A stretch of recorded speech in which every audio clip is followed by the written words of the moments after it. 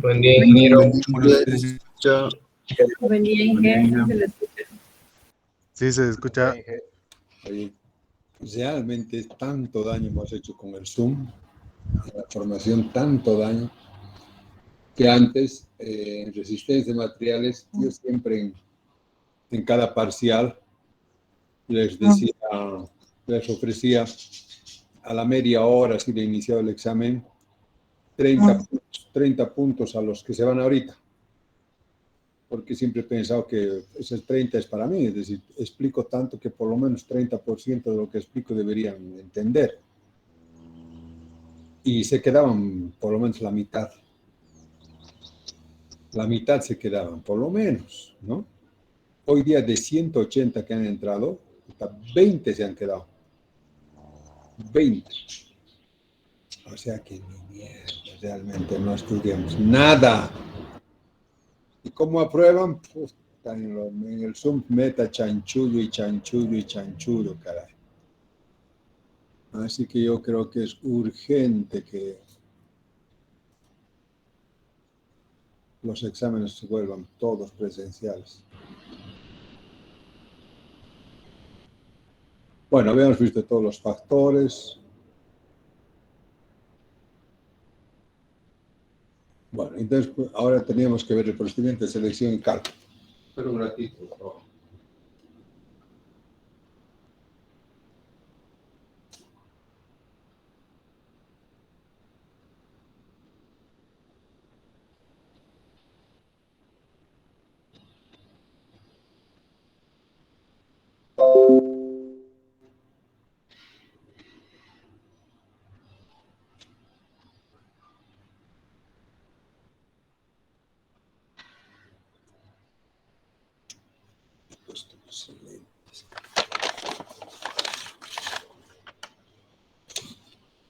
Aquí está. Bueno,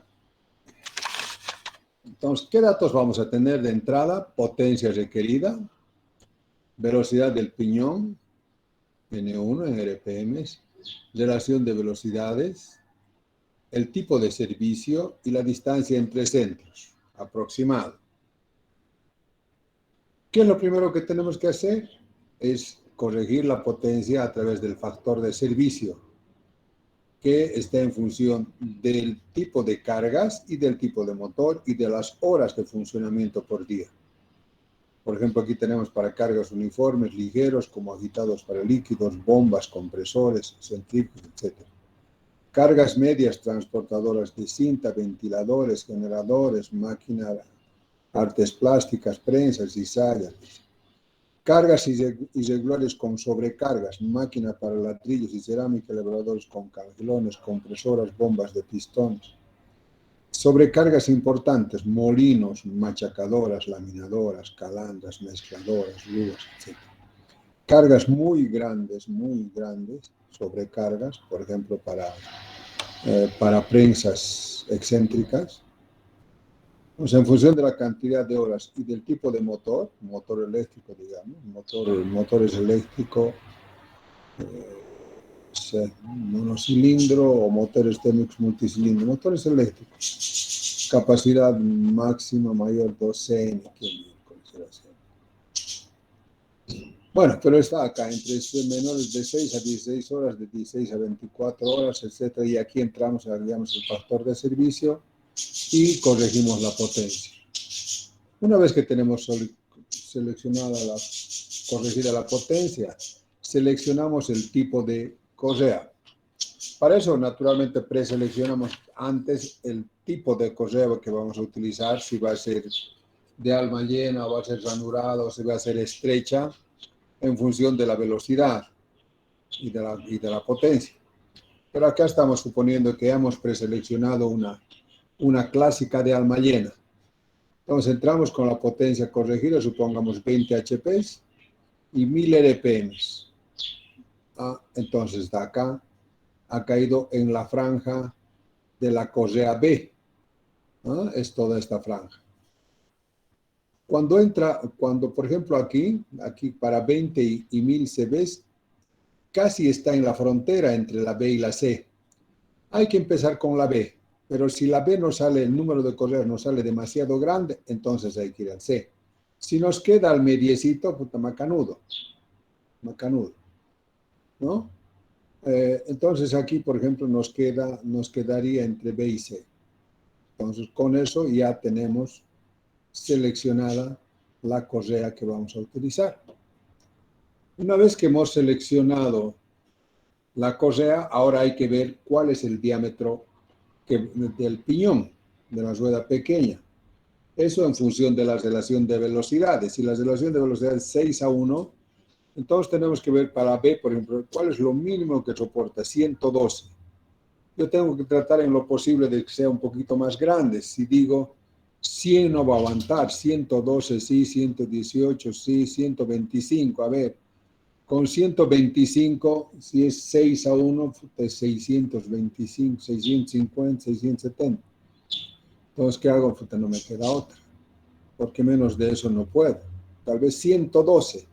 112 por 6, 6 por 2, 12, 6 por 1, 6, 672. Eso no me queda otra. Entonces eso, el más pequeño, no me queda más. Pero si mi relación es 1:1, o sea, yo sé que cuanto más pequeño elige el diámetro, menor va a ser la capacidad de transmisión de la correa. Y cuanto más grande elija, mayor, pero si elijo 200 y es 6:1, el otro va a ser 1200, 1,5 metros casi. Entonces no está bien.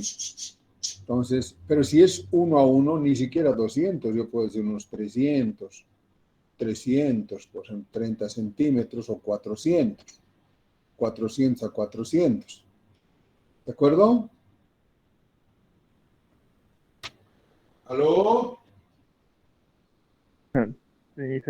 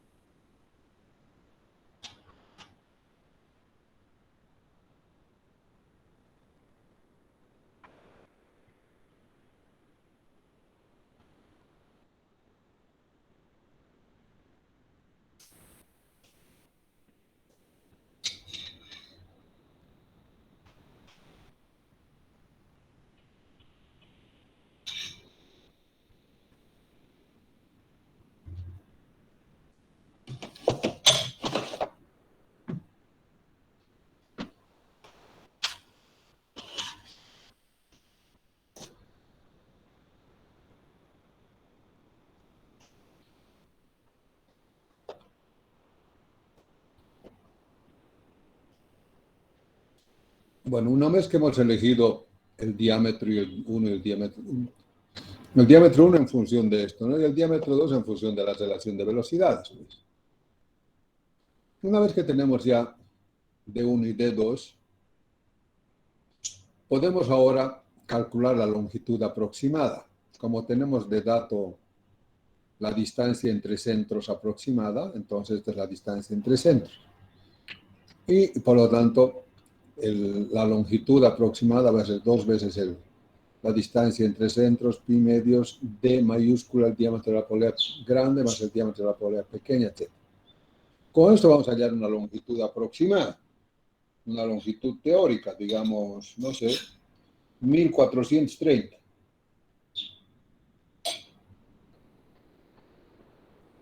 Con eso tenemos que ahora seleccionar la longitud real, o sea, porque no existe esto en catálogos, hay que irnos aquí esto. No. Bueno, para la cosa en B, vamos a ver si hay esa tabla.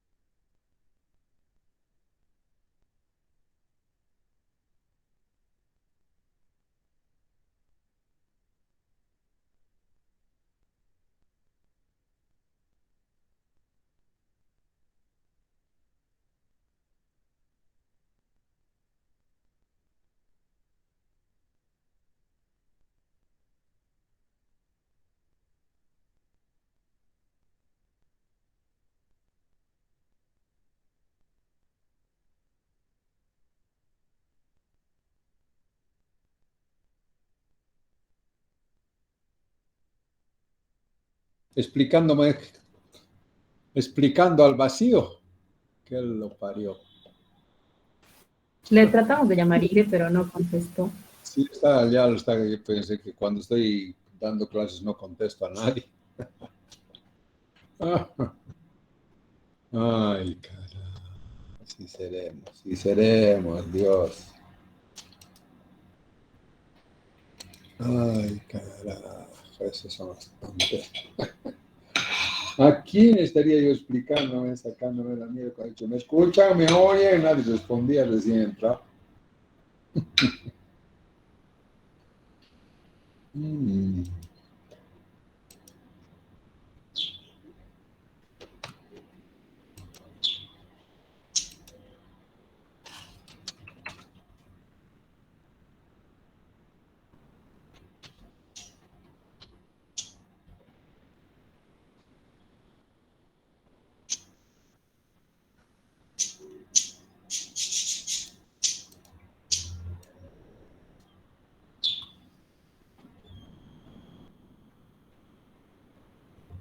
¿Hasta dónde me entendieron? ¿Hasta selección del diámetro de 1 y de 2?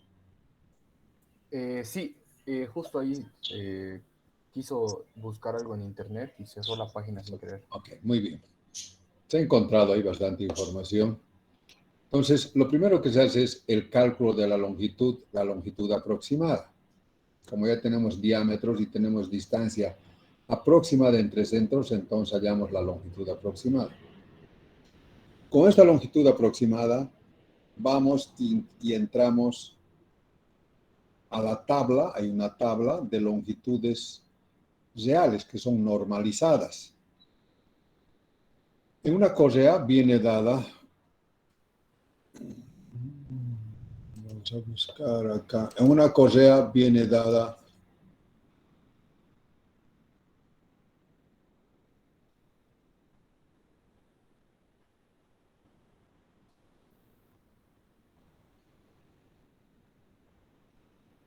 en la correa se normaliza siempre la longitud exterior. La longitud exterior. Y si se normaliza la longitud exterior, vale decir aquí no.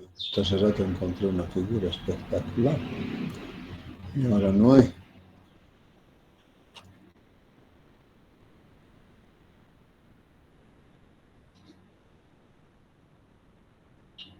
¿Dónde está? ¿Dónde está Yolanda? ¿Qué pasó? ¿Qué pasó? Yolanda. Qué bacano.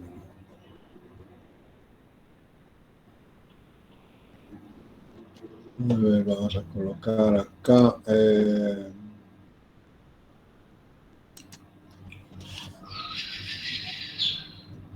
¿Cómo se puede decir? Norma no.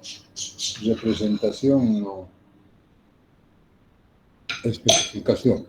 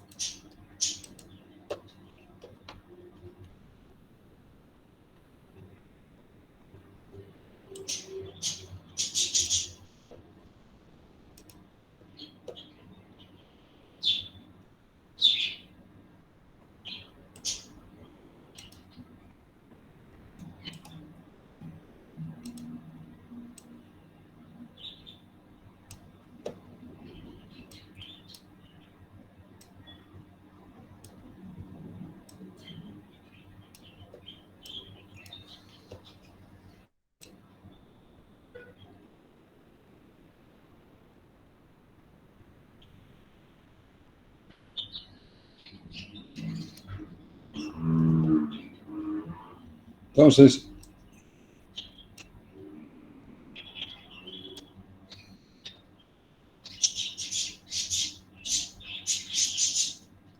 se especifican siempre con la longitud externa,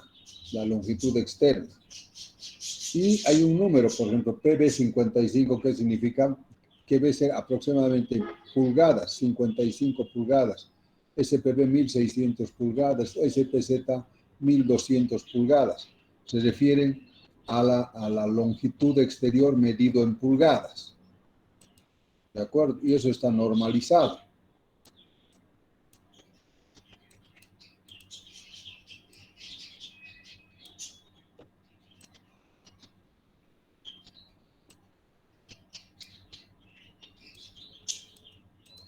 ¿No? Por ejemplo, para la SP55, ojalá esta aquí ya no nos dé. Hace rato encontré una tabla, es larga la tabla, larga. Es unas 3, 4 hojas. Harto. Pues hay que entrar al catálogo y hay que decir, por ejemplo, si fuera un SPB 40. Un SPB 40 que significa que tiene una longitud primitiva nominal de 1054 milímetros. ¿De acuerdo? Y así entonces seleccionamos la distancia, o sea, seleccionamos la correa que se aproxima más a la longitud aproximada. Como la longitud real, esta que hemos seleccionado, no va a ser igual a la longitud calculada, entonces hay que recalcular la distancia entre centros real, porque era la distancia de entre centros aproximada del dato.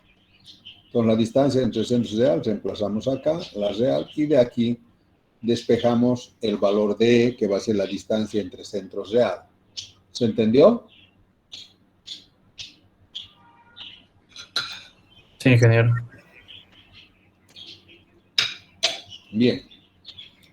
Una vez que hemos hecho eso, ahora tenemos que calcular la potencia unitaria. Hasta ahora ya hemos visto, bueno, nosotros sabemos que la capacidad de transmisión de una correa depende primero de la sección. Ya hemos elegido la A, la B, la C, hemos elegido la B. Luego depende del factor de servicio. Nosotros ya hemos aplicado el factor de servicio a través del control. Ahora, el otro factor es el diámetro y la velocidad. Para eso entramos a las tablas para cada correa. Y en cada correa, en función del diámetro y de la velocidad, está la potencia que puede transmitir.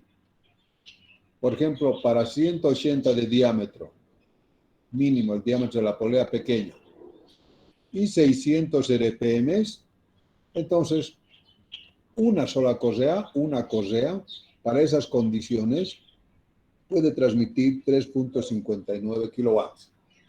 Entonces, con esto elegimos. Bueno, nos falta el factor de ángulo y el factor de longitud.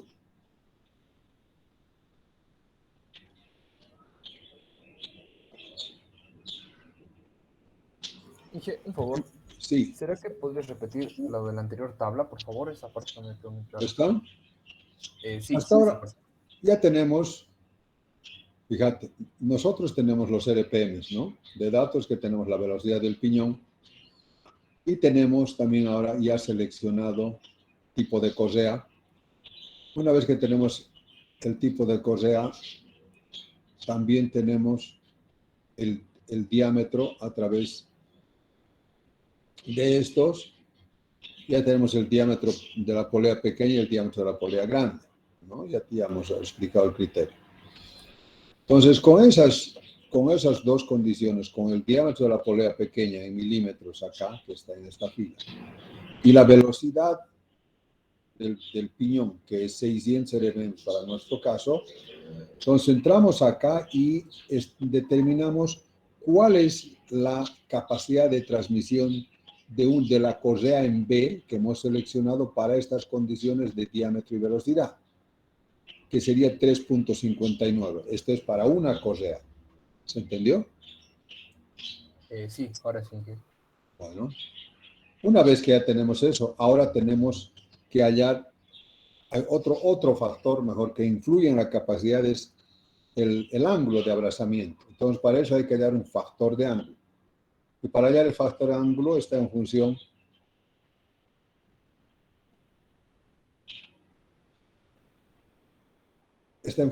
de estos valores, 180 menos 57 por D menos D sobre E, donde A es el ángulo de contacto sobre la polea menor en grados. ¿No? Este sería. Entonces, con esto calculamos. Supongamos que nos sale 150. Para 150 grados, entonces vamos, dice transmisión trapezoidal para trapezial o transmisión trapezial plana, que es la de la multitrapezoidal. Para nosotros sería esta. Para 150 grados el caso sería 0,92. ¿De acuerdo? Luego nos falta finalmente el ángulo.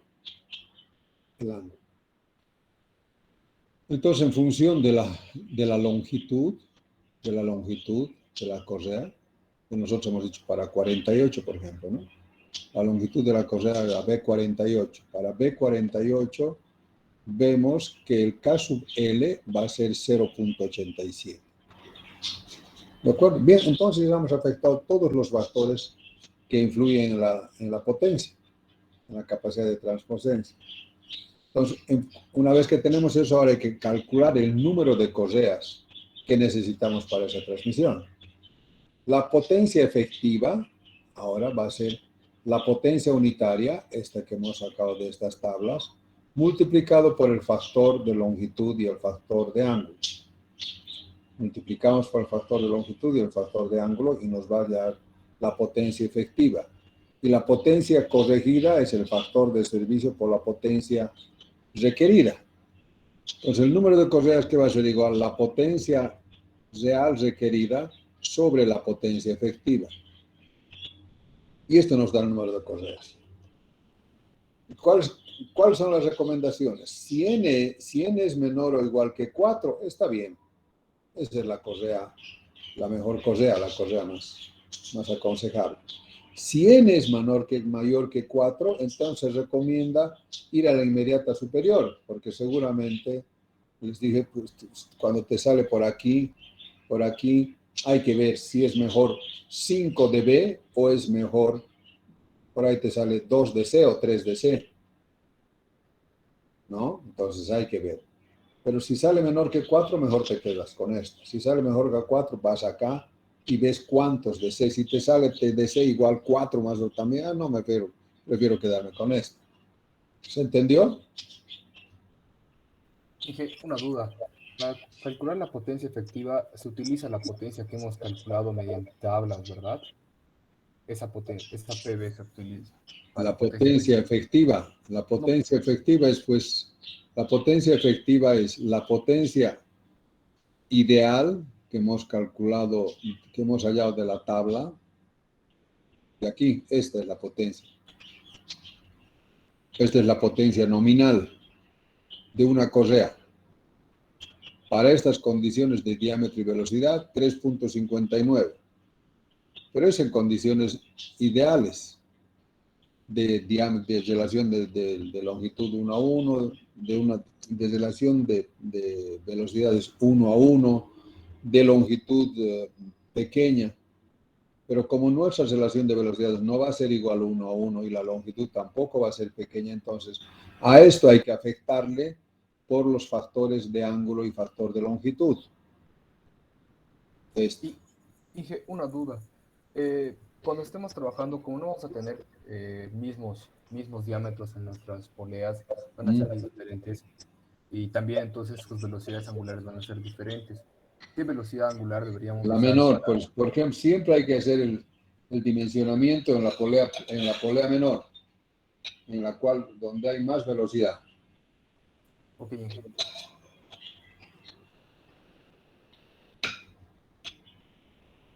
Dije, una duda más. Si, por ejemplo, nos sale tres correas, o sea, ¿usaríamos esas tres correas o sería más recomendable entonces pasarnos a una correa múltiple? Si es menor que 4 y 3, está bien, 3. pero sería como usarlas de manera unitaria o usarlas, o sea, la correa múltiple que vimos que estaba en Este cálculo es para correas unitarias. Seguramente hay otras tablas. El procedimiento va a ser el mismo para correas múltiples, pero otras van a ser las tablas, no va a ser esto. Estas son para correas simples, o sea, simples, no las múltiples. Esa que hemos dicho, o sea, no es para esto.